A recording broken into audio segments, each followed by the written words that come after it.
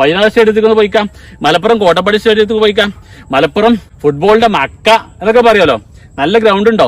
ഒരു 20 വർഷം മുമ്പ് നമ്മുടെ മലപ്പുറം ജില്ലയിൽ എത്ര കളിക്കാരെ വാടുന്നിരുന്നു.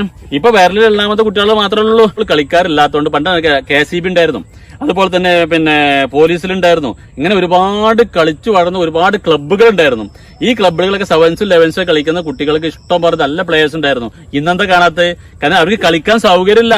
അതുകൊണ്ട് തന്നെയാണ്. അപ്പൊ അതുകൊണ്ട് ഈ കൊണ്ടുവരുന്ന പൈസ ചെലവാക്കുന്നതോടൊപ്പം തന്നെ ഇതിന്റെ ഒരു 2 മടങ്ങ് നമ്മളെ കുട്ടികൾക്ക് പഠിച്ച് വളരാനും നമുക്ക് എക്സസൈസ് ചെയ്യാനും നമുക്ക് തട്ടി കളിക്കാനും നമ്മളൊക്കെ വളർന്നു വരുന്ന കുട്ടികൾക്ക് തട്ടി കളിക്കാനൊക്കെ ഗ്രൗണ്ട് ഉണ്ടാകട്ടെ.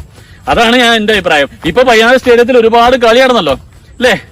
മെസ്സി കേരളത്തിൽ വരട്ടെ, പക്ഷേ കുട്ടികൾക്ക് കളിക്കാനുള്ള നല്ല ഗ്രൗണ്ട് ഉണ്ടാവട്ടെ, നമുക്കിവിടെ എക്സസൈസ് ചെയ്യാനുള്ള ഒരു സാഹചര്യം, നല്ലൊരു കളിയൊക്കെ ഉണ്ടാകട്ടെ. ഇപ്പൊ ഈ പറഞ്ഞ മലപ്പുറം കോട്ടപ്പടിയൊക്കെ ഉണ്ടല്ലോ, ഇത് പോയൊക്കെ മണിക്കൂറിന്